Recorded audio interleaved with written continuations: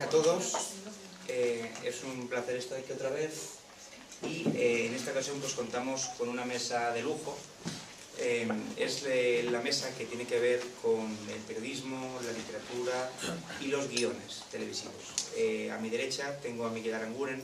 Él es escritor, novelista, ha publicado más de 13 novelas, entre ellas se encuentra La hija del ministro, La sangre del pelícano, Monzón sobre Bombay, Aquel verano. Es decir, es un novelista de renombre y bueno, pues ha tenido la gentileza, como el resto de los ponentes, de venir a acompañarnos hoy a contarnos. Él publicó su primer libro a los 19 años y firmó su primera columna en El Mundo a los 21. Entonces es muy interesante lo que él tiene que contarnos, sobre todo por eso, porque es una persona que, digamos, que ha conseguido el éxito a una edad muy temprana. Luego, a su derecha contamos con don Eduardo Ladrón de Guevara. Él es el guionista más importante que tenemos en nuestro país. Ha dirigido, es cierto, es el guionista de la serie Cuéntame cómo pasó, fue el guionista de Los ladrones van a la oficina, Ahí señor señor, Farmacia de guardia, y habría pues una lista interminable de series que él ha guionizado, ¿no? Y por último tenemos a Eduardo Martínez Rico. Él es periodista y escritor, fue el biógrafo de don Francisco Umbral, escribió 2 libros acerca de él. Escribió un libro acerca de Pedro J, se llama Tinta en las venas, y también tiene un libro muy interesante relacionado con el cine acerca de la Guerra de las Galaxias, ¿no? Es un libro de culto dentro de la gente que pues, le gusta mucho el género.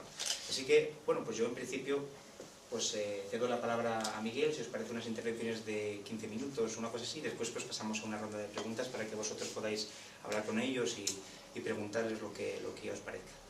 Muy bien, pues nada, muchísimas gracias, Alejandro. La verdad es que yo estoy sorprendido de que haya un grupo, no voy a decir tan nutrido, porque es que en estas cosas no podemos ser muchos, ¿no? Y es bueno que no seamos muchos, además. Que haya un grupo de jóvenes que están dispuestos a pasar un sábado, una tarde de sábado, escuchando bueno, pues a una serie de autores, de artistas, que a mí es una palabra que me gusta mucho y que me da mucha rabia que se la hayan apropiado las faraonas, ¿no? Que cantan pues eso, copla o canción española, etcétera, etcétera. Bueno, yo me siento artista y tengo poco que ver con este tipo de dedicación, ¿no? Cantarina. Y luego quería empezar diciendo, bueno, he llegado tarde a la conferencia de Sánchez Dragó, pues diciendo que no estoy de acuerdo, ¿no? Con su final, ¿no? Yo creo que un escritor no debe ser humilde, un artista no debe ser humilde. De hecho, Sánchez Dragó no lo es. Me encanta hablar de él y además a mí me encanta que hable de él, porque yo también hablo mucho de mí. Y yo creo que los artistas, y en concreto los escritores, que estamos ofreciendo constantemente nuestra propia experiencia transformada en personajes, transformada en acciones, transformada en novelas, pues es imposible la humildad, ¿no? Si fuésemos con humildad a un editor y le dijéramos, bueno, es que yo creo que esto no merece realmente la pena, ¿no? Usted mírelo si tiene tiempo y ya me dirá, ¿no? Pues empezamos mal, ¿no? Uno tiene que estar seguro, y si no merece la pena luchar por un texto, tiene que estar seguro de que aquello merece la pena.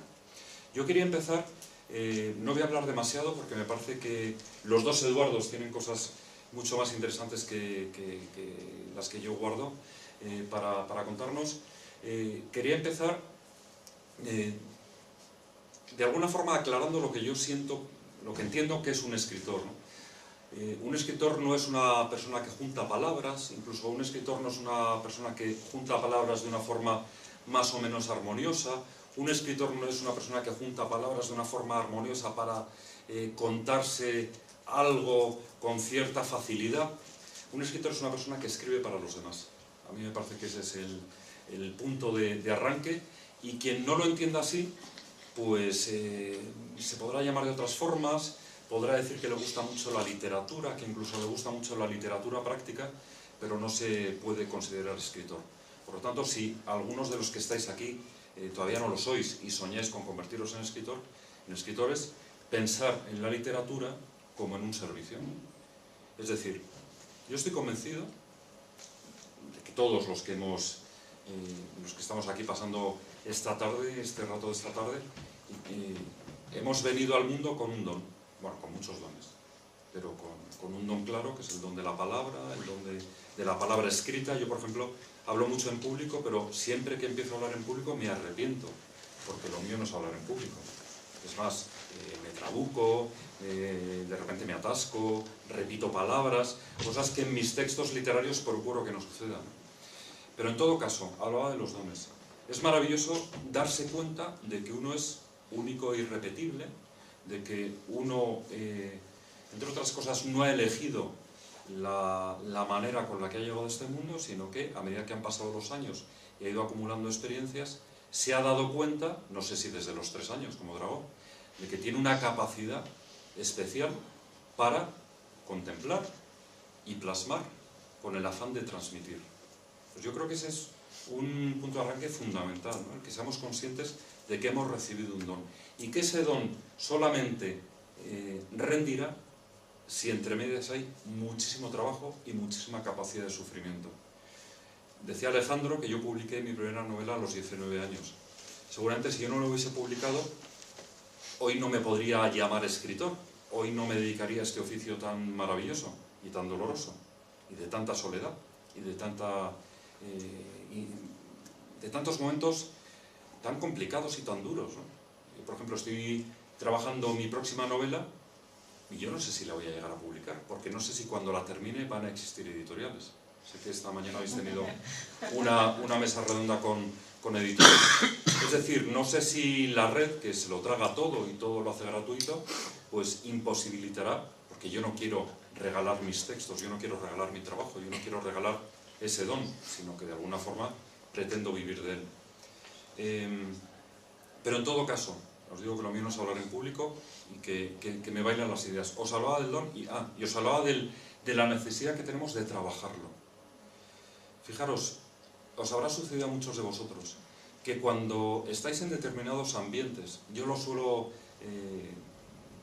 de alguna forma, compongo la escena en una boda, ¿no? Vas a una boda y una mesa redonda, es decir, de forma redonda te sientas con gente que no conoces de nada y empieza una conversación banal. Y en esa conversación banal, de las primeras cosas que se preguntan es ¿a qué te dedicas?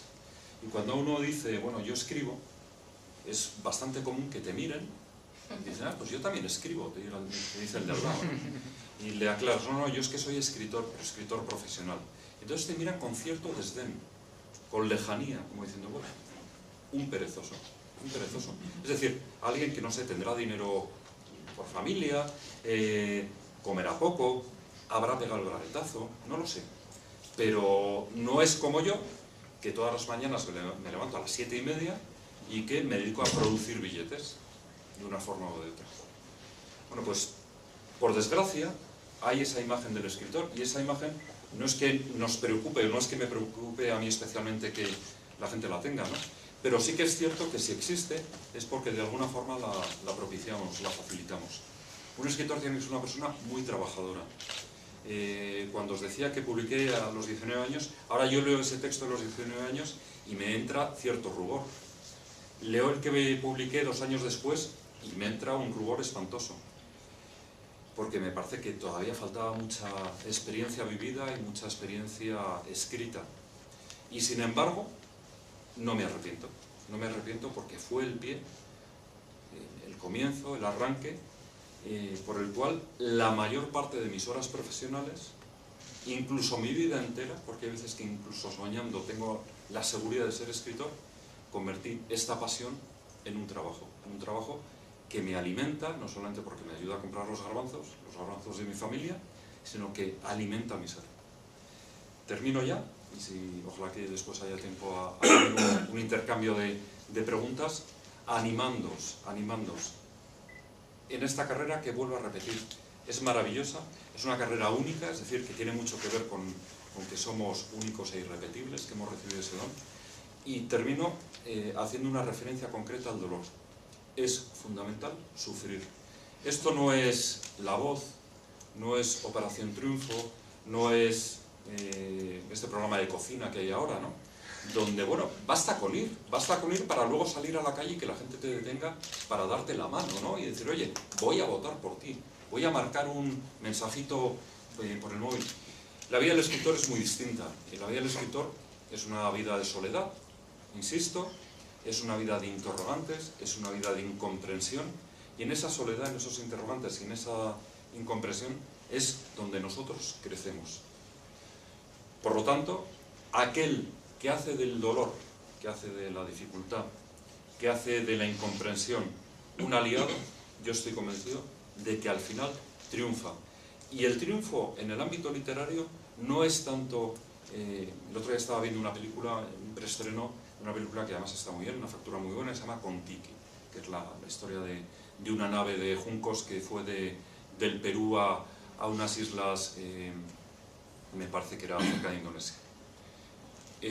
No es tanto el que escribió, uno de los participantes en aquella aventura, escribió el libro del viaje y vendió 50 millones de ejemplares, ¿no? Yo ahora venía en la moto pensando, bueno, imagínate que de esta novela que no sé si voy a publicar, vendo 50 millones. Es un sueño de Caperucita, ¿no? O sea, no hay ninguna necesidad. A veces incluso no hay ninguna necesidad de publicar. Lo mejor en este trabajo es el durante. Es esa sensación abrumadora, agotadora del final de la jornada, de decir, bueno, he estado hoy condensado, sobre todo durante 2 o 3 horas, porque tampoco se pone a escribir 8, durante 2 o 3 horas en este texto, y me siento agotadoramente satisfecho. Nada más. Ahora tiene la palabra don Eduardo. Bueno, yo juro que todo lo que voy a decir es verdad. y lo primero que me gustaría decir, ya que esto es una reunión de jóvenes, para jóvenes que quieren dedicarse a la literatura, lo primero que me gustaría decir es que yo, que me dedico a escribir guiones, pues no estoy muy seguro, estoy seguro que esto no es literatura, es decir, no puedo considerarme un escritor. Sí lo fui cuando escribía teatro y sí lo he sido cuando he escrito y he publicado novelas. Pero desde luego no creo que a la hora de escribir guiones uno se pueda considerar escritor. Y esto es, primero, porque es mi caso, pero es el de todos los guionistas que hemos tenido la suerte de poder vivir de esto, que somos muy pocos además. Hay que saber que es que tenemos obligatoriamente que escribir un guión cada muy poco tiempo para esa máquina infernal que devora todo, que es el Platón. Teniendo en cuenta que un guión tiene unas 100 páginas aproximadamente, y que hay que entregarlo el jueves porque el viernes empieza a rodar, pues veréis que es muy difícil hacer literatura de los guiones. Y además, por otra parte, en el guión interviene todo el mundo, pero todo el mundo. Es decir, intervienen los actores, interviene el director, interviene la directora o el director de casting, no estoy exagerando, interviene casi en el catering. Es decir, es una cosa atroz. Esto es natural, porque los actores además no se pueden aprender un guión de 90 páginas cada semana. Eso es imposible. Es decir, tienen la idea general y luego la lanzan. De todas maneras, por eso digo que el guionista, y malo es el guionista que se crea que llega a creerse un escritor. No lo somos. Lo que sí somos profesionales de esto, del guión. Y esto es mucho. Y esto no es una tontería, porque uno puede vivir, si tiene suerte, bastante bien. Incluso algunos muy bien, cosa que no ocurre en el mundo de la literatura. Es decir, un guionista, insisto, que tenga suerte, porque esto es una caracola, que encadene éxitos, porque antes de nada tengo que decir que si el éxito es importante en la literatura, desde luego en el guión es fundamental. Es decir, al guionista, si no tiene éxito, le ponen en la calle inmediatamente, entre otras cosas porque lo que las productoras, las cadenas ponen en esta apuesta son cantidades ingentes. Es decir, yo ahora mismo escribo una serie que se llama Cuéntame. Bien, esta serie, cada capítulo cuesta 900.000 euros. No sé si sabíais esto, son casi 900.000 euros lo que cuesta cada capítulo de 70 minutos. Es decir, que no se puede andar uno con bromas. Si esto sale mal, 2 semanas después la cadena echa el cierre y no se hace. Por eso digo que si para todos los escritores el éxito es requisito sine qua non, para los guionistas es el ser o no ser. O tienes un éxito o te puedes dedicar a otra cosa. Y bueno, yo luego ya en turno de preguntas concretaré, pero claro que no me siento muy satisfecho por haberme vendido al dinero, pero es fantástico también, es fantástico el poder decir que vivo de lo que escribo y que vivo además bien. Y yo he vivido muy mal. Es decir, yo he vivido una larguísima travesía por el desierto, primero en los años que me dediqué al periodismo, después con la novela y con el teatro. Es decir, cuando digo una travesía por el desierto, quiero decir sobrevivir de muy mala manera, Y la televisión me ha permitido cosas que ni siquiera con mi gran vocación tenía previstas. Hacer viajes, ir a los buenos hoteles, comer bien, ir a buenos restaurantes, en fin, esto suena muy frívolo, pero gracias a lo que uno escribe, pues conseguir no tener deudas, poder ayudar a todos los hijos que están parados, a los amigos que están parados, en fin, poder vivir bien parece un milagro.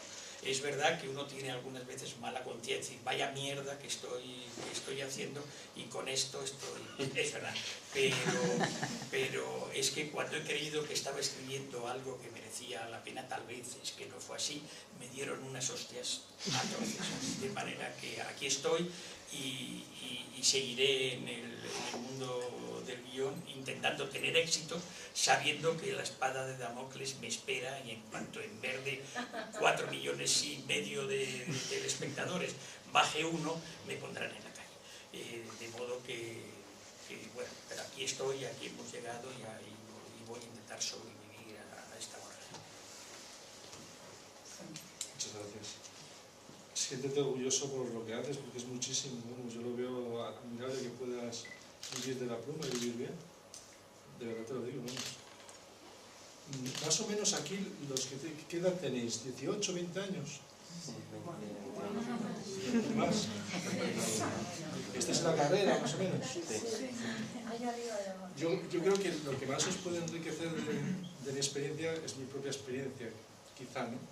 Entonces, yo tengo una gran vocación desde los 16 años, porque aunque ya me venía de más atrás, yo leía mucho y escribía, tuve un profesor de literatura muy bueno, muy alocado, muy vocacional, que había compañeros míos que me parecía espantoso, a mí me encantaba, que fue el que me decidió a hacer filología y a pensar que mi objetivo era ser escritor, ¿no? Y durante muchísimos años yo he luchado por ser escritor, he escrito muchísimo, he hecho la carrera de filología, he leído una barbaridad, todos los días leía muchísimo y escribía mucho, pero todos los días es todos los días, ¿eh? Y fui publicando libros, hice una tesis doctoral sobre Francisco Umbral, como he dicho, aproveché para hacer dos libros con él, 2 libros de conversaciones, que para mí fue un sueño, porque era como si yo fuera un músico y hiciera 2 libros, así lo viví yo, creo yo, o por lo menos así lo leo yo desde el día de hoy, ¿no? Como si lo hiciera como Beethoven o una cosa así, estaba emocionado. Luego descubrí que Umbral, aparte de la admiración sin límites que le tenía, pues no era ni mucho menos perfecto ni impecable, claro, pero esa es otra historia, ¿no? Y un día hice la cuenta, hace unos años hice la cuenta y vi que tenía escritos 18 libros y que había publicado 6. Y de esos inéditos los tengo guardados. Bueno, a lo que quería llegar en este caso es que siempre quise ser escritor por encima de todo. Y cuando me he considerado escritor, he llegado a la conclusión de que es mucho más importante considerarse una persona y un ser humano y un hombre. Incluso estar más preocupado de cómo es uno, de la educación que tiene, del aspecto que tiene, de la propia contextura humana, que eso que a mí me ha desvelado tantísimo, tantísimo. Es posible, una vez Ignacio Mestoy, el dramaturgo, me dijo que vocación venía de manía, y quizá la vocación sea una especie de locura, no estoy muy seguro. En el caso de la vocación literaria quizá, porque tenemos fama los que nos dedicamos a escribir, los escritores, que no somos muy racionales.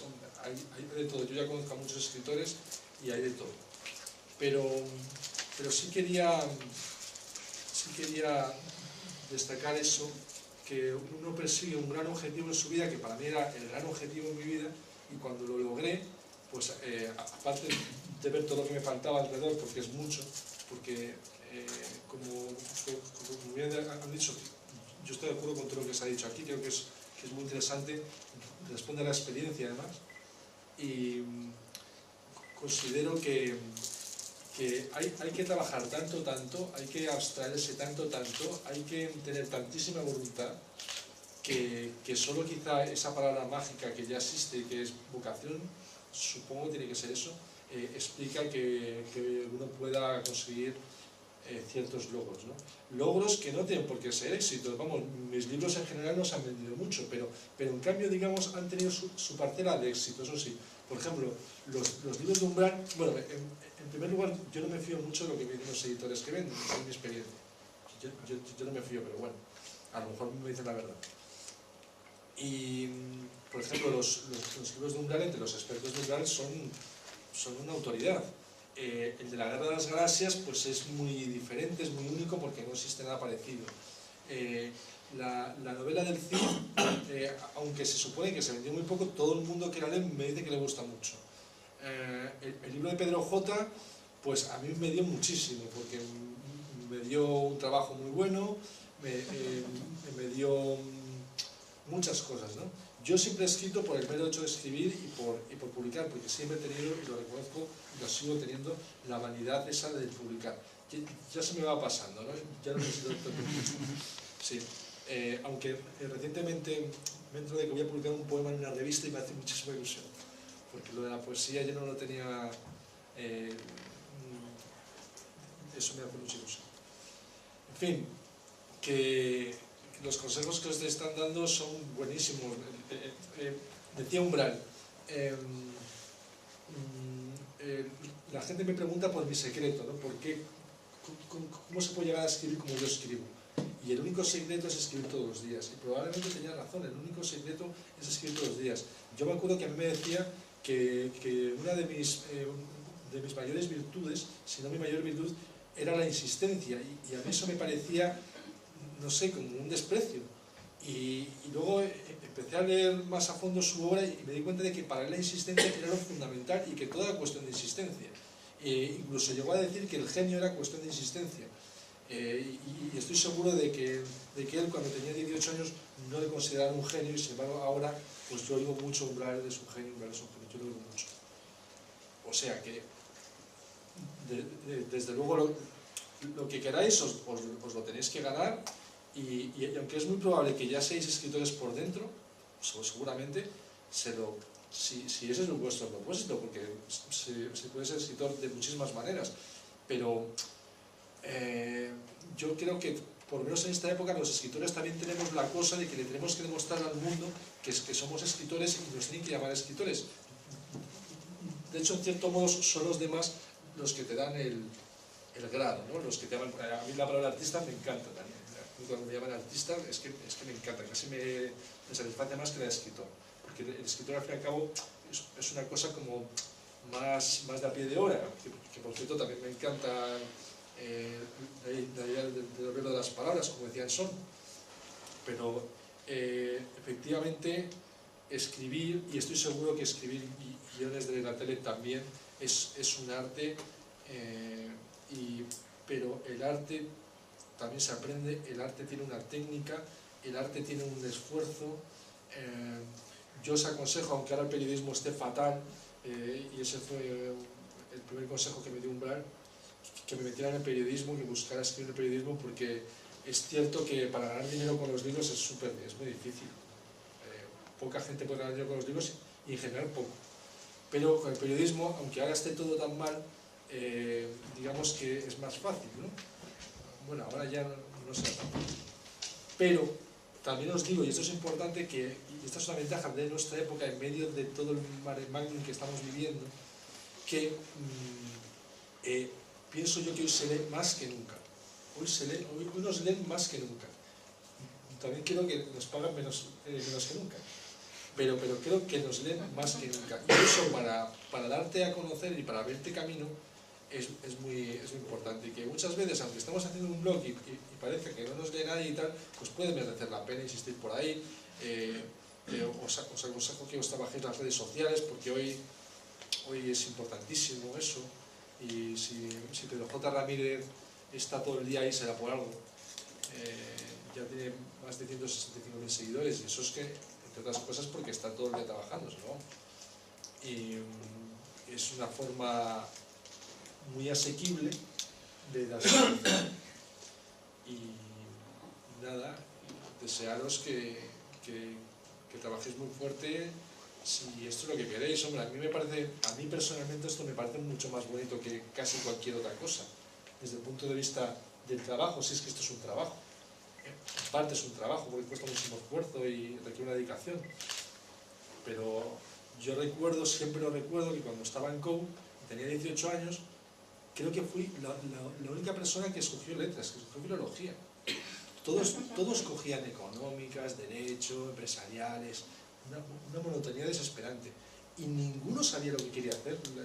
Lo hacían porque se lo decían sus padres o porque el sentido común, eso es cierto también, lo mandaba, porque es verdad que tiene muchas salidas. Si yo hubiera hecho derecho, pues seguramente mi historia sería diferente, y podría haber sido escritor también, porque hay muchos escritores abogados que han hecho derecho, luego se salen, no sé qué, o son escritores frustrados, que también los conozco, hay un poco de todo.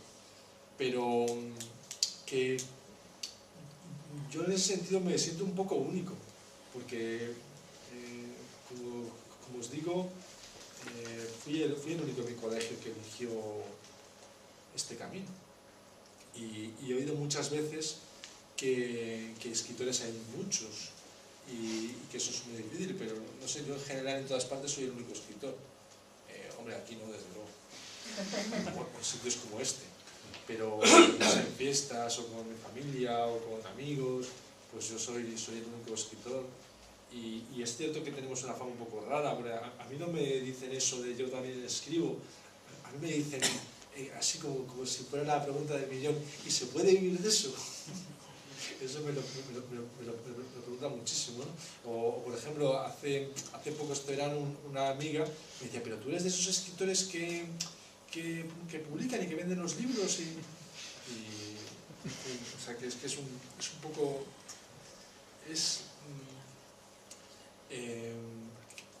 creo que hace poco di una conferencia en un instituto y me preguntaron por este mismo tema, y les dije que quizá los escritores fuéramos los modernos brujos o hechiceros de las tribus, y quizá vayan por ahí los tiros.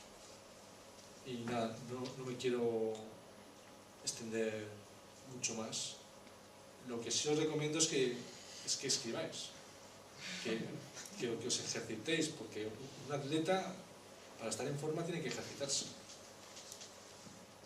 Y somos atletas de la escritura. Bueno, pues muchísimas gracias. Aunque creo que ha sido una conferencia magnífica, y ahora pues viene una parte interesante. Además, justamente es la única mesa en la que estamos cumpliendo los tiempos, y o sea que es perfecto.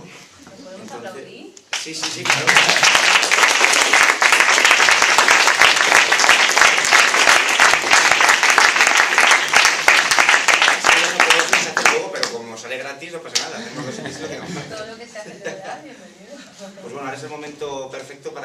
podáis preguntarles lo que queráis, o sea, que aprovechar porque es un momento perfecto.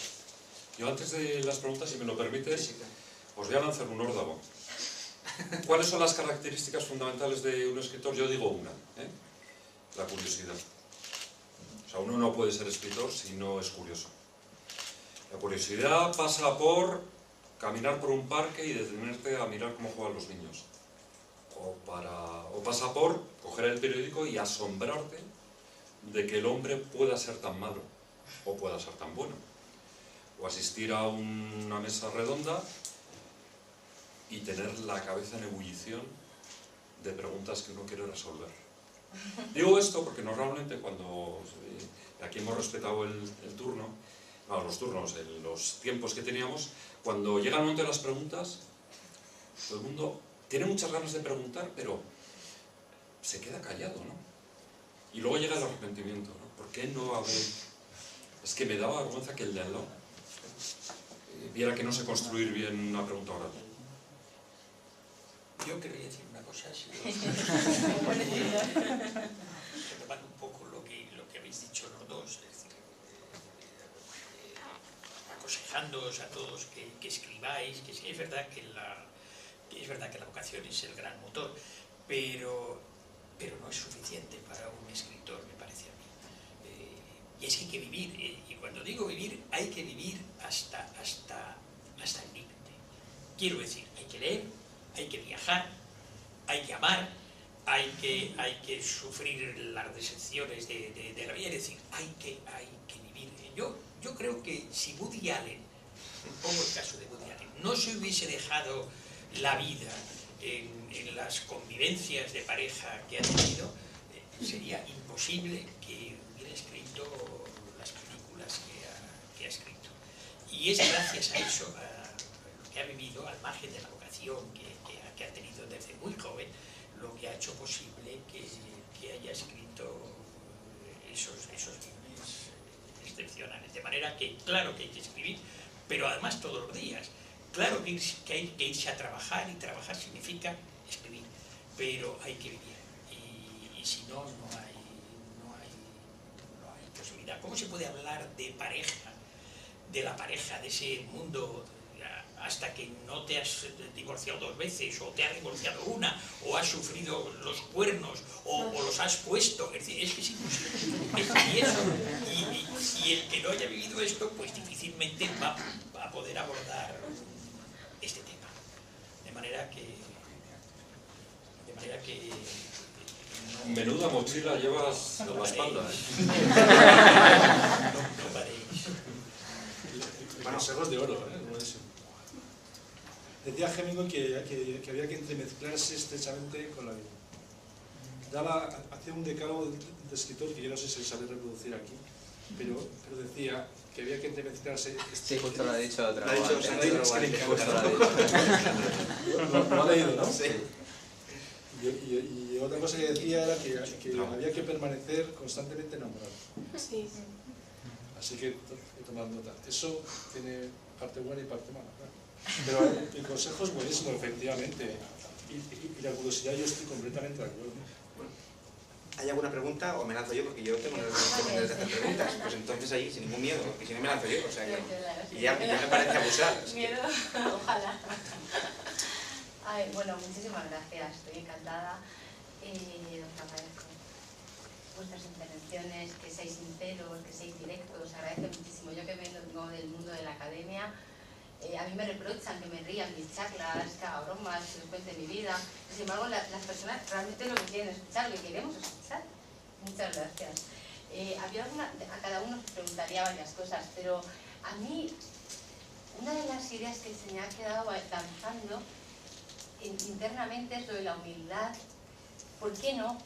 ¿Qué connotaciones negativas puede tener la humildad? Porque no se puede ser atrevido, artista, grandioso, apostar por esa integridad, el nombrar y pasar a ser, porque te has nombrado escritor, con lo cual ya tú eres en acto y en potencia. ¿Por qué no con la humildad? ¿Por qué lo sentías contradictorio? Bueno, yo tengo la sensación de que los escritores vivimos dentro de un escaparate. sobre todo en esta época en la que no es la única, ¿no? En la que combinamos a lo mejor la publicación de novela con la publicación en medios de comunicación. Hablaba Eduardo de los blogs, es decir, o de las intervenciones en las redes sociales. Mira, lo nuestro es como un Facebook continuado. Uno se pone la careta que elige, la de escritor maldito, hablaba de umbral, la de cualquiera, la que queráis, ¿no? La de viajero, que era la que ofrecía también Sánchez Dragó, la de hombre con experiencias a veces muy contradictorias, de amor y desamor, o todo lo contrario. Yo, por ejemplo, en mis artículos, y por lo tanto en el peso de mis novelas, hablo muchísimo de mi familia. Yo estoy casado, no he puesto los cuernos, llevamos 15 años, tenemos 4 hijos, y hablo muchísimo del amor. Que ahora mismo es lo más exótico, ¿eh? Eso ya ha pasado a ser lo más exótico. No lo sé, no lo sé. Nada tradicional, eso es lo más exótico. No lo sé. Y extraordinario. Y digo, en mi caso no es una careta, pero a la vez sí que me tengo que poner la careta, porque es el, vamos a decir, el personaje que he decidido... Sí, un poco como decía Larra, ¿no? Que todo el año es carnaval, ¿no? Decían los artistas. Bueno, sí, podría ser, ¿no? Más o menos. Con su máscara y descolada. Y por lo tanto, el escritor no debe de funcionar como un apocador. Ahora, las ventas, lo contaba Eduardo, las editoriales, a veces las críticas, a veces un lector que te encuentras por la calle y te dice, no, o sea, tu última obra me ha decepcionado. Pues todo eso también hace que esa vanidad literaria se recoloque. O también, esto por lo menos es lo que me pasa a mí, yo cuando leo siento enorme vergüenza de mí mismo. ¿Por qué? Porque leo autores que me interesan por determinadas razones, especialmente por su buena literatura. Y entonces ahí me di cuenta de que no sé escribir. O que por lo menos no sé escribir como ellos y como ellas. Y bueno, pues hace que ahí mi humildad de repente se rebaje, pero al día siguiente, cuando me pongo otra vez delante del ordenador, vuelvo a ser yo. Escritor. O sea, que identificas la humildad, claro, es que a lo mejor como yo estoy acostumbrada a trabajar cuestiones de... ¿Por qué hablas de la academia? ¿De qué academia? No, el mundo académico, digo, soy profesora en la universidad. Sí. No, digo del mundo académico, ¿no? Que también siempre estamos ahí en ese istmo, ¿no? Entre lo más literario, lo más bajo. Bueno, vuestra vida es pura representación, ¿eh? Efectivamente. Sí, yo estoy de acuerdo, pero que yo no veo la humildad, yo me dedico mucho a cuestiones de tradiciones y a conceptos tradicionales, ¿no? Por ejemplo, con mi especialidad de trabajo que es el sufismo, etc. Entonces, para mí la humildad no era el contrapunto de vanidad. O sea, para mí la humildad es un valor de que puedes ser un gran genio y además ir de ello. O sea, tener tu careta de artista, lanzarlo, como se decía antiguamente, ¿no? Que para ser torero no solo hay que serlo, sino parecerlo. Es un poco, por eso me ha chocado, ¿no? Porque para mí la humildad es igual de magnánima y sublime. No lo veía como contrapunto de vanidad. Y yo querría, ¿os importa que, abundando en lo que tú planteas, cuente 2 anécdotas brevísimas? Sí, por favor. Porque yo apuesto también por la humildad. La verdad es que los vendemotos me espantan. Sí, un poco por esa idea, porque además los grandes genios, los grandes maestros tenían ese punto de humildad interno. Yo creo que sí. Es verdad que hay que vender la moto, pero es que... Teniendo el contrapunto, ¿no? Es Claro, humildad. pero mira, yo tengo dos anécdotas muy rápidamente. No sé si alguno habéis leído, sois tan jóvenes que a lo mejor ya no leéis a Alfonso Grosso. Alfonso Grosso fue un actor que tuvo andaluz, sevillano, que tuvo un gran éxito en los final de los años 60. Supongo que vosotros sí lo habréis leído, pero a lo mejor tampoco. Yo no. Bueno, Alfonso Grosso fue uno de los grandes novelistas de finales de los 60, que lo publicó sobre todo Carlos Mara. Pues era un vendemotos, era un caso tremendo. Y tanto era un vendemotos que una vez ya, cuando ya estaba muy mal de la cabeza, pues se tiró por un balcón con ánimo de suicidarse, olvidándose que se había tirado desde un bajo, que ni siquiera se descalabró. Bueno, pero lo que quiero decir con esto de la vanidad es que en una zona donde estaba Marseille, Barral, Grosso y no sé quién más. Entonces Grosso pues empezó a decir pues, que descendía de los Medici, que no sé qué, que era su abuelo era un príncipe de no sé qué. Después de todo esto, de vender esto, Masset dijo, mi mujer es peluquera. Y entonces se hizo el silencio, muy incómodo para Alfonso, y a la menor oportunidad se levantó y se fue. Bien, es que la vida te coloca y te da una hostia y te deja acojonado. Mira, hace unos años tuve que ir a esa cosa tremenda que nos ha pasado a todos, a firmar ejemplares a la Feria del Libro. Firmar ejemplares en la Feria del Libro en cualquier sitio es como que te pongan una bota malaya en el escroto. Es terrible. Bueno, pues ahí estoy en la Feria del Libro una tarde y no venía ni Dios, claro, a comprar nada, porque el problema es que estaba la viuda de un futbolista que se llamaba Juanito, que había publicado la vida de su exmarido, y había unas colas de tú como un idiota allí, y ya al final están los libros aquí y viene un individuo, se empieza a ojear y claro, el corazón dice y efectivamente coge mi libro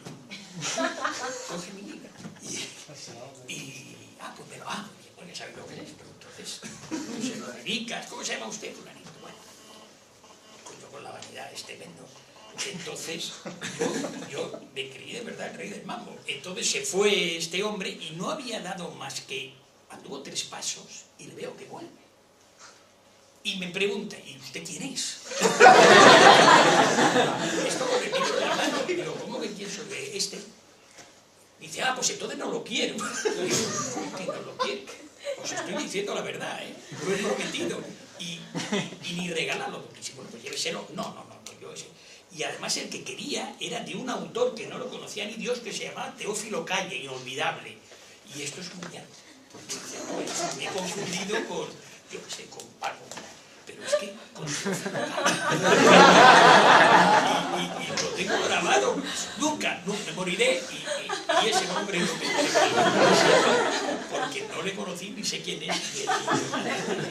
Bueno, pues al final el libro no se lo llevó, compró el de Teófilo Calle, que no estaba allí firmando ni nada, y ojo, porque es verdad, vas de figura y la mitad te dan unas hostias que te deja en tu sitio. Y ya no cuento más sobre la unidad.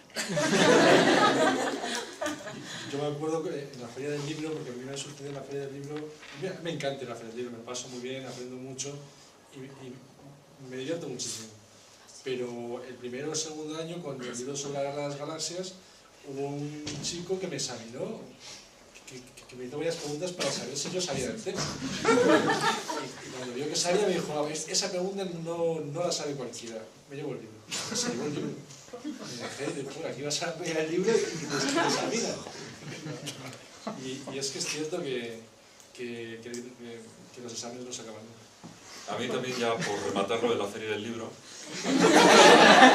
yo todo lo contrario que Eduardo, a mí no me gusta nada. Pasas un calor espantoso, aquello es interminable. Bueno, si firmas algún ejemplar, uno tiene que estar muy fresco para no repetirse, sobre todo si vienen varias personas juntas. Y me sucedió que vino un señor cargado de bolsas, con unos abanicos de cartón, con unas gorras, y entonces me mira los libros, me vuelve a mirar y me dice, ¿y aquí qué regalan? Y esas cosas, o esas anécdotas, nos recolocan. Eso es.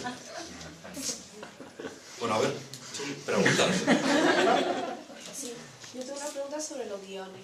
Ha dicho antes que a la hora de escribir un guión interviene casi todo el mundo. Y mi pregunta es, luego a la hora de grabar, ¿hasta qué punto se impone un guionista? Quiero decir, cuando está escribiendo el guión no tiene en la cabeza cómo quiere que se haga después todo. No, a la hora de escribir solo lo escribe el guionista. Solo faltaba eso. No, solo a la hora de grabarlo. Sí. Lo que pasa es que el proceso es largo y nos va a llevar mucho tiempo. Es decir, cuando se escribe el guión, pasa a un lugar que se llama mesa italiana, el guión tiene muchas versiones, a veces hay que hacer 10 o 12 versiones, pero bueno, cuando ya está el guión escrito pasa una cosa que se llama la mesa italiana, no sé por qué, y es una mesa larga donde se reúnen todos los actores, al menos los principales, y se lee el guión en voz alta. Es la gran oportunidad para el guionista de escuchar el diálogo, porque la cosa es que lo has escrito pero no sabes cómo suena, es decir, y ahí empiezan las correcciones. Pero además los actores también intervienen. Ahí es cuando escriben todos un poco. Hay actores que serían estar melancólicos, es decir, los actores son personajes singulares.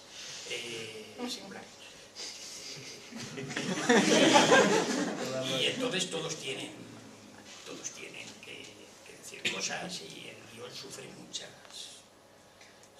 muchísimas transformaciones.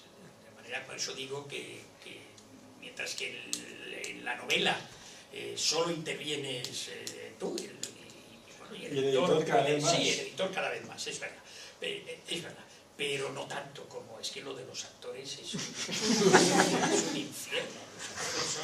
Es decir, gente, estoy hablando demasiado, ¿verdad? No, ya acabo. No, gente tan especial, con esa sensibilidad a flor de piel, que son capaces, y esto lo veo constantemente, o sea, bajo al plató y una secuencia que se repite 15 o 20 veces, en un momento dado tienen que llorar, y les caen unos lagrimones así. Y dice, ¿cómo es posible que ya sé que es técnica, pero ¿cómo es posible que se pongan a llorar y le caigan esas lágrimas en el minuto 12? Y es decir, que esta gente tiene que estar bastante mal de la cabeza. Es ahí cuando sufre en la mesa italiana. Y luego, a la hora del rodaje en sí, el guionista puede estar presente para decir, mira, yo he escrito el esto guionista así, que empieza, sí, suele ir, porque le gusta meterse en los avisperos. Yo, desde luego, lo más lejos posible del rodaje. Y suele cambiar mucho la versión final de la película. Se cambia un poco, a veces bastante, a veces... Pero es que esto ya es el mundo de... nos vamos a desviar un poco. Yo podría contar muchas anécdotas muy divertidas, Pero Eduardo, yo por lo que he oído, en escritura de guión de serie de televisión, además tenéis un equipo que se reparte los personajes, ¿o no? No. Ah, no. No, pero hay productoras que hacen esto. Es como las productoras de Walt Disney, que dibujan. Es decir, que unos hacen pestañas, otros pintan fondos. Bueno, pues hay productoras que se especializan, pero no, yo pertenezco ya a la vieja escuela. A mí también es sobre guiones, lo siento. En la novela, más o menos, el escritor tiene que tener claro el principio y el final, más o menos, o a veces pues, puede ir surgiendo sobre la marcha, pero es diferente. En un guión, cuando empieza la temporada, sabes cómo va a acabar. Eso es al milímetro, lo sé. Al milímetro. Es decir, si una temporada tiene 20 capítulos, que son como 20 largometrajes, yo sé lo que va a pasar en el primero y lo que va a pasar en el último, claro, no sé. Si no, es imposible hacerlo. Yo quería preguntar sobre columna, ¿hasta qué punto una columna es literaria? Porque no es puramente, o sea, es periodística, pero también tiene que tener un punto literario, porque no está contando como tal una noticia. ¿Hasta qué punto es literaria una columna? Bueno, pues eso es otra pregunta del millón.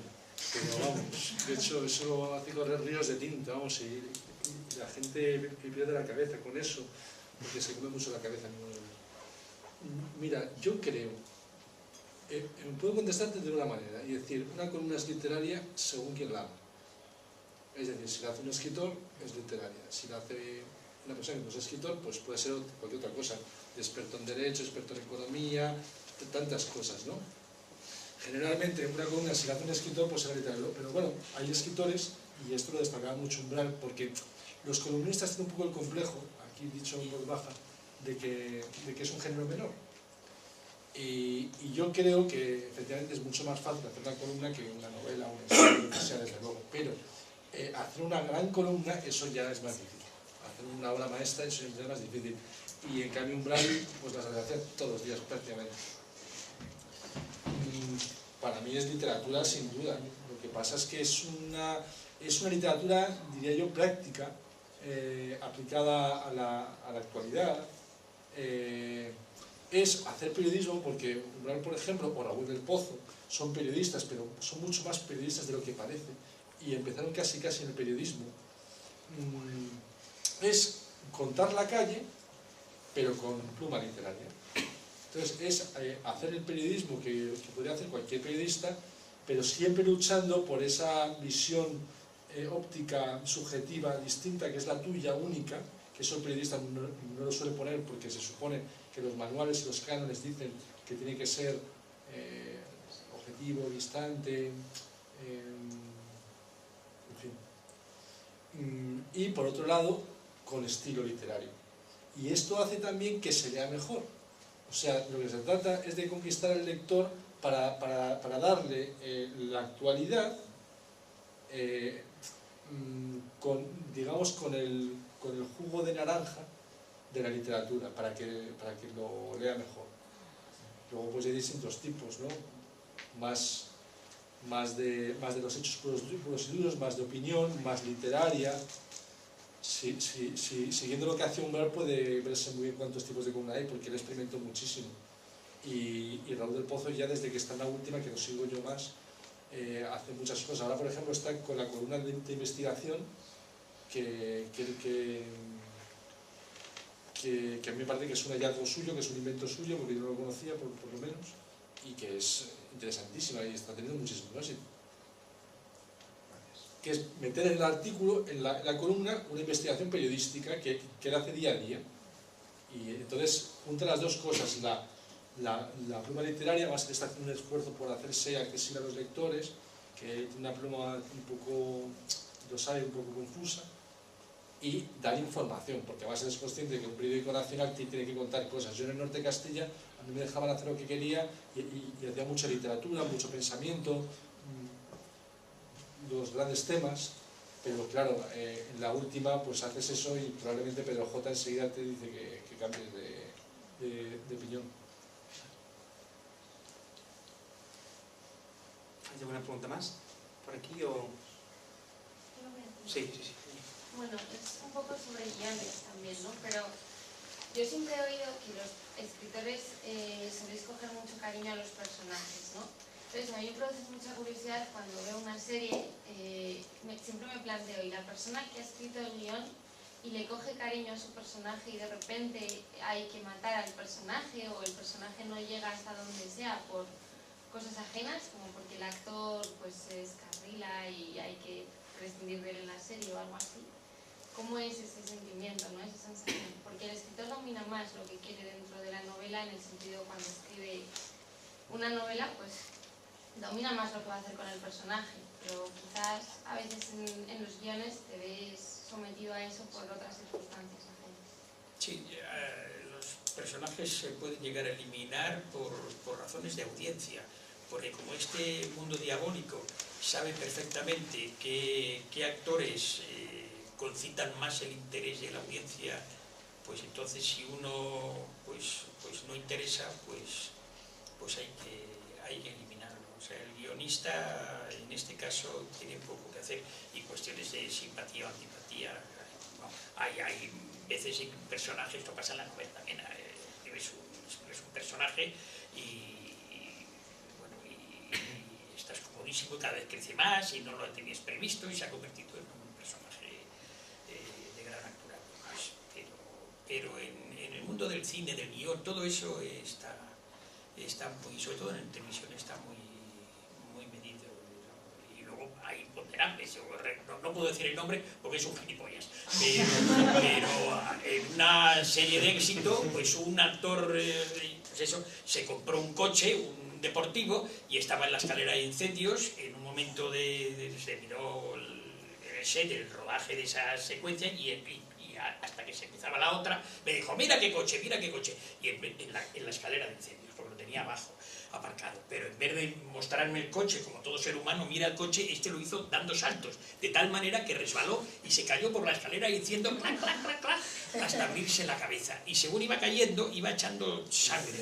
¿Y qué pasó? Pues que hubo que sustituir al... Tuve que quitarlo, claro, porque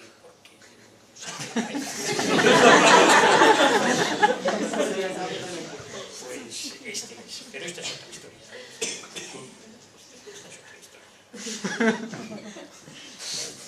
¿Puedo contestarte como novelista, mi experiencia como novelista? Sí, claro, quiero saber las dos. Es que aunque le cojas mucho cariño, yo creo que hay como un fatalismo gozoso. Y es que si para mí un cuento, una novela, al final es como un laberinto que lleva a la salida, digamos, por decirlo de una manera, como un...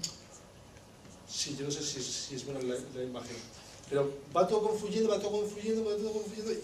y llegas a la solución final, ¿no? Digamos. Entonces, aunque le tengas mucho cariño, si muere, tú estás contento porque te encaja el puzzle perfectamente. No sé si me explico. O sea, que no hay ningún problema, con un cuento igual. Si en el fondo tú lo que quieres es que quede una buena obra, ¿no? Y ¿qué más da? Que muera, incluso puedes resucitarlo, se ha hecho muchas veces. Claro, lo que digo un poco también desde el punto de vista del lector, ¿no? O sea, cuando tú lees un libro y le coges cariño a un personaje y te gusta y de repente algo le pasa, para los lectores eso es un drama. Pero eso es un éxito para el escritor. Claro, pero también un poco por ver vuestro punto de vista. Hombre, no sé, yo no es que viva a los personajes, es que mientras escribo una novela estoy dentro de la novela, vivo dentro de la novela. Y probablemente esto le pasa a todos o a muchos más. Vivo dentro, y cuando es una biografía. Es como si la vida tuviera las paredes de esa realidad que estás creando o recreando. Es asombroso. Por eso este oficio es especial, es un oficio divino. En cierto modo es miserable casi siempre por razones económicas. Pero por todo lo demás, esto es, yo lo veo inmejorable, vamos. A mí también al hilo de lo que estás preguntando, pensando que los escritores somos gente sensible y por tanto Eduardo Ladrón de Guevara lo es, yo casi lo veo al revés. Imagínate que estás escribiendo el guión de una serie que va continuando temporada tras temporada y el actor o la actriz te caen especialmente mal. Y a medida que va pasando la serie, ese ardor contra ese actor o esa actriz, contra esa persona, ¿no te lleva a querer matarlo? No. Matarías a todos.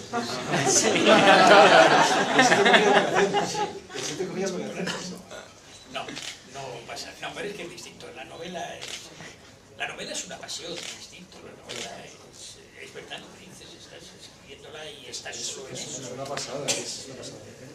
Pero el mundo del audiovisual es una cosa. Imaginaos además que es una novela histórica del siglo XI, o sea, que estás metido en el mundo de la Edad Media y que te la has trabajado además para conocerlo. Vivir en ese mundo es que, vamos, eso es mucho mejor que cualquier parque de atracciones, es de realidad virtual total. Total y absoluta. Pero respecto a este tema de la muerte de personajes, yo más que una pregunta es una opinión que no habéis dicho y que desde mi punto de vista, que si un personaje te cae bien, precisamente no está mal matarlo en el sentido de que la muerte forma parte de la vida y hay veces que cuando has terminado tu historia no tienes nada mejor que darle a un personaje que una gran muerte y una muerte memorable. Es que la muerte es el tema esencial de la literatura, muerte y amor, es que no hay otra cosa. Lo que pasa es que yo también aquí hago un inciso, Ojo con pensar que todas las novelas tengan que tener un cierre completo y total, ¿no? Es decir, una novela, y a veces lo veo así, ¿no? Es un corte temporal que dependiendo de la novela es más o menos extenso y que tiene su totalidad y de alguna forma también tiene su pesadilla. Es decir, es un tiempo que no muere nunca mientras haya un lector que esté leyendo esa novela.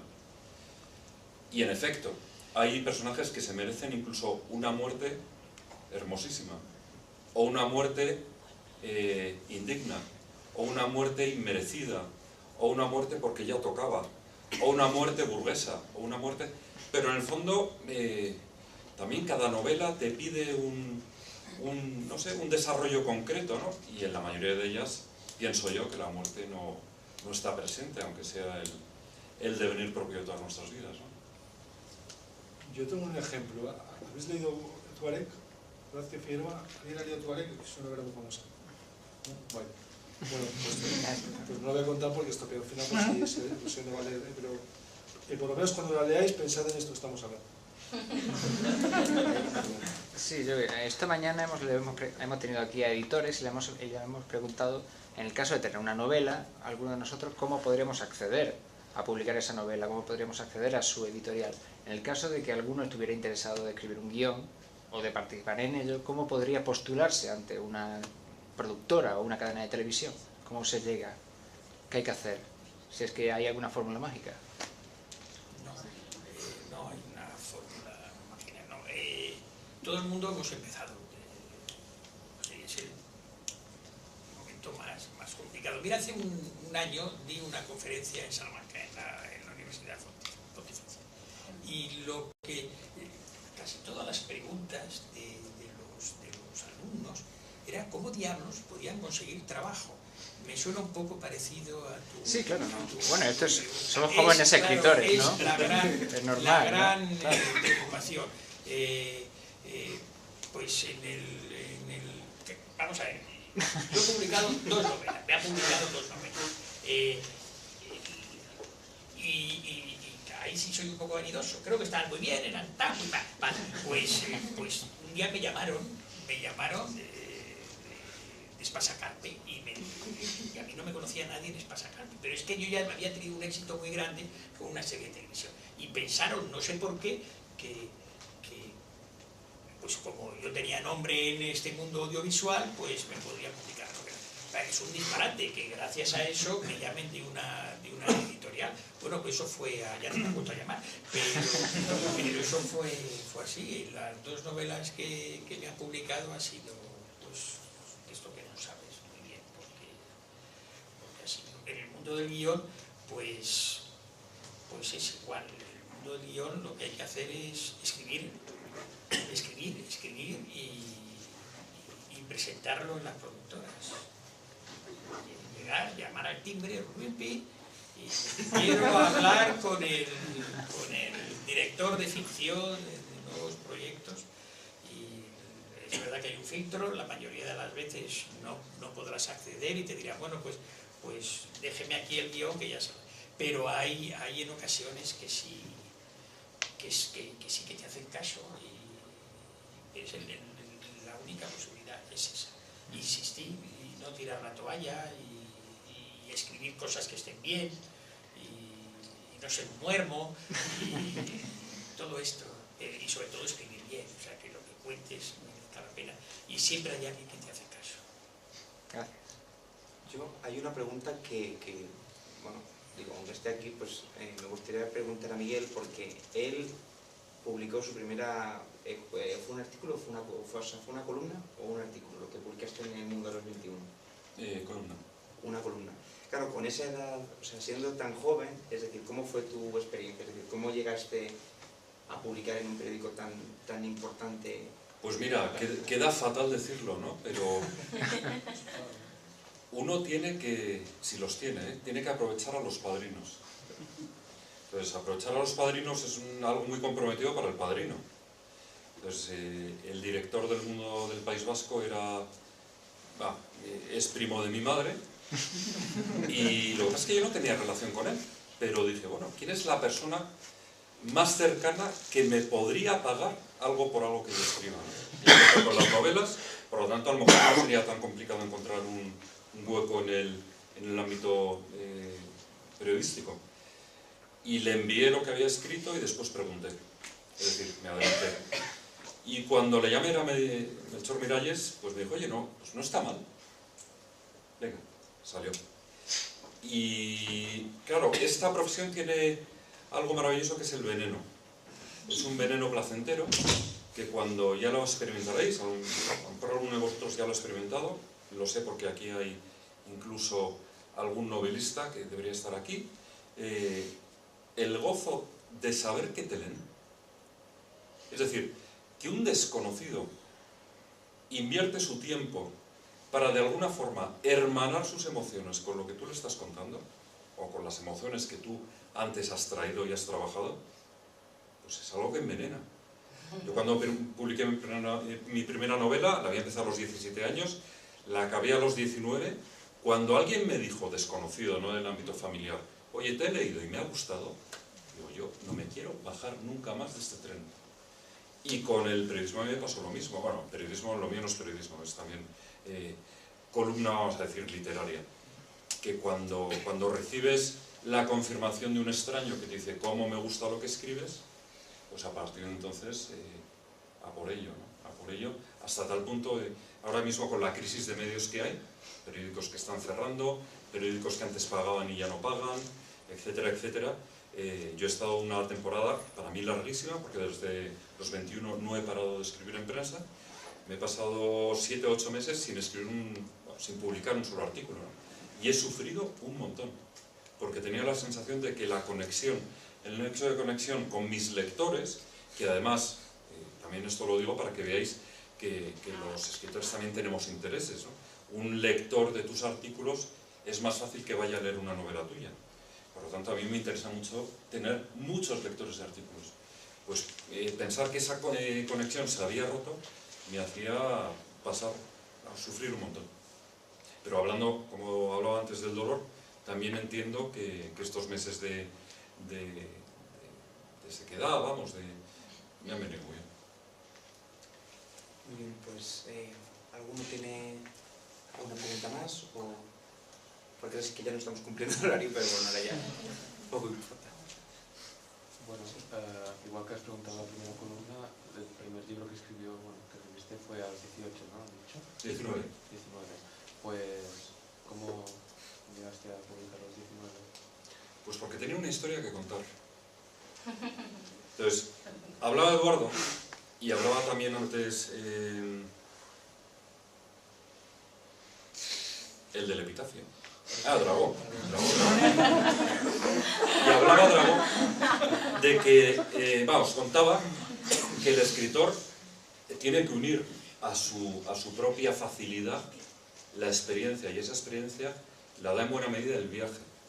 Y es bueno pensar que la vida en sí ya es un viaje, y que por lo tanto, cuando viajamos, normalmente vamos con todos los sentidos abiertos. Olores, texturas, sonidos, calores o fríos. Si la vida es un viaje, eso nos debería de suceder, o deberíamos procurar que nos sucediera constantemente. Es decir, de verdad, si soñáis con escribir, sería tristísimo que creyerais que la vida, vuestra vida de ahora, es una rutina. No, la vida es una aventura. Es una aventura, es un viaje que hay que vivir con los sentidos abiertos. Yo hice un viaje a los 17 años, no me correspondía viajar a esa edad, pero me fui a lo que por entonces se llamaba, y ahora parece que hay que tener cuidado, el África Negra, y aquella experiencia me dejó noqueado. Tenía sensibilidad, tenía ciertas lecturas, tenía cierta facilidad para unir palabras, no escribía bien, pero tuve una historia que contar. Yo escribí un diario de aquel periplo sin ninguna intención más que, pues que no se me olvidara, que no pasara a la estantería de los recuerdos, sino que lo pudiese eternizar cada vez que quisiera volver a África. Y cuando regresé a España, dije, ¿qué podría yo hacer a mis 17 años? Con mis 17 años, para que esta historia autobiográfica de tan poquito tiempo, pudiera ser conocida, y no solamente ser conocida por mi familia y mis amigos, porque tengo la sensación de que he vivido algo que también pertenece a los demás. Y aquí también aprovecho para añadir una coletilla. Sería absurdo que quisierais publicar algo que no creáis que deba de leer muchísima gente. Entonces ya tenéis historia. Entonces empecé a moverla y acabé en Espasacampe también. Muy bien, pues bueno, yo creo que tenemos que agradecer a los ponentes con un aplauso enorme.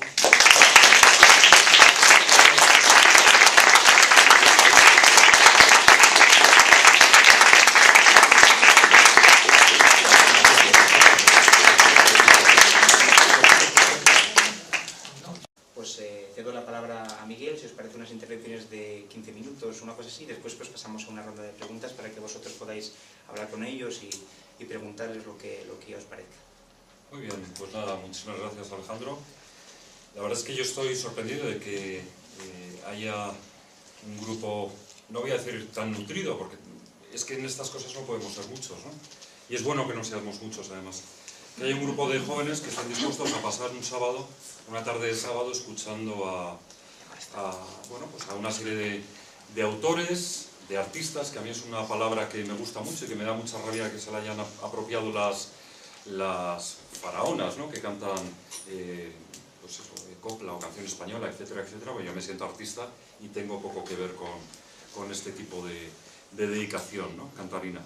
Y luego quería empezar diciendo, bueno, he llegado tarde a la conferencia de Sánchez Dragó, pues diciendo que no estoy de acuerdo, ¿no? Con su final, ¿no?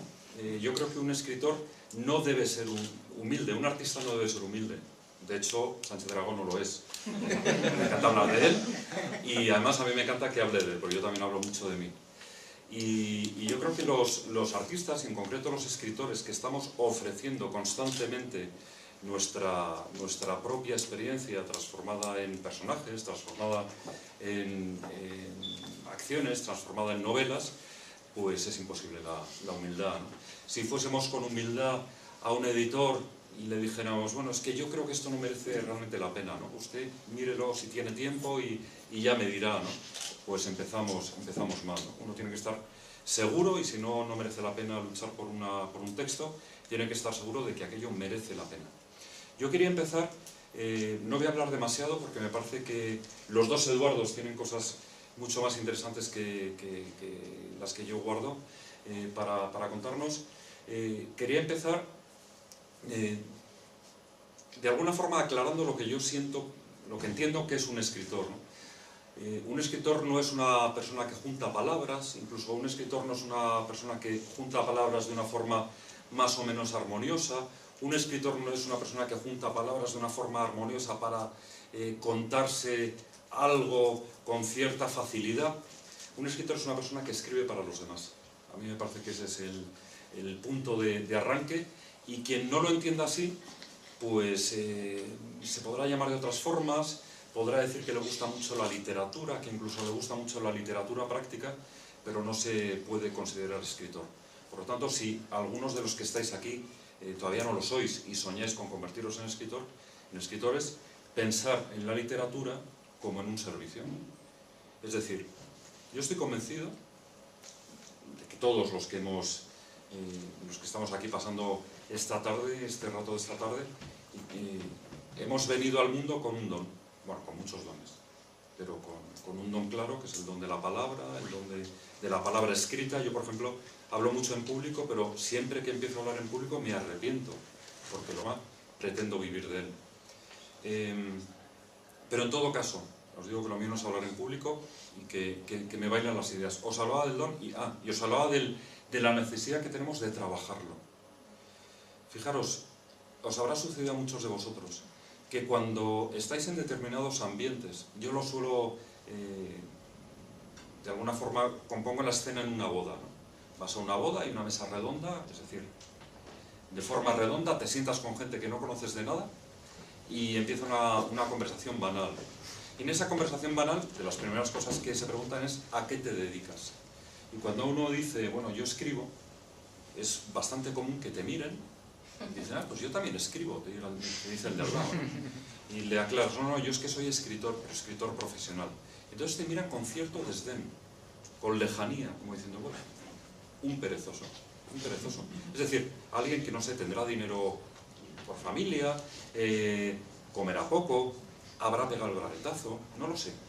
Pero no es como yo, que todas las mañanas me levanto a las 7:30 y que me dedico a producir billetes, de una forma o de otra. Bueno, pues, por desgracia, hay esa imagen del escritor, y esa imagen no es que nos preocupe, no es que me preocupe a mí especialmente que la gente la tenga, ¿no? Pero sí que es cierto que si existe, es porque de alguna forma la propiciamos, la facilitamos. Un escritor tiene que ser una persona muy trabajadora. Cuando os decía que publiqué a los 19 años, ahora yo leo ese texto a los 19 años y me... A todos, es un placer estar aquí otra vez y en esta ocasión pues contamos con una mesa de lujo. Es la mesa que tiene que ver con el periodismo, la literatura y los guiones televisivos. A mi derecha tengo a Miguel Aranguren.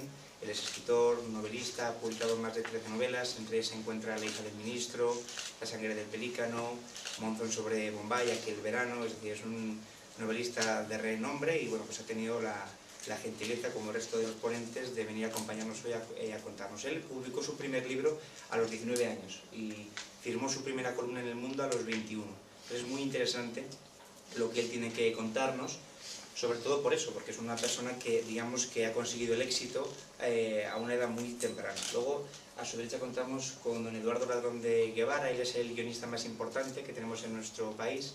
Ha dirigido, es cierto, es el guionista de la serie Cuéntame cómo pasó, fue el guionista de Los ladrones van a la oficina, Ahí señor señor, Farmacia de guardia, y habría pues una lista interminable de series que él ha guionizado, ¿no? Y por último tenemos a Eduardo Martínez Rico. Él es periodista y escritor, fue el biógrafo de don Francisco Umbral, escribió 2 libros acerca de él, escribió un libro acerca de Pedro J, se llama Tinta en las venas, y también tiene un libro muy interesante relacionado con el cine acerca de la Guerra de las Galaxias, ¿no? Es un libro de culto dentro de la gente que pues, le gusta mucho el género. Así que, bueno, pues yo en principio... Lo mío no es hablar en público. Es más, me trabuco, de repente me atasco, repito palabras, cosas que en mis textos literarios procuro que no sucedan. Pero en todo caso, hablaba de los dones.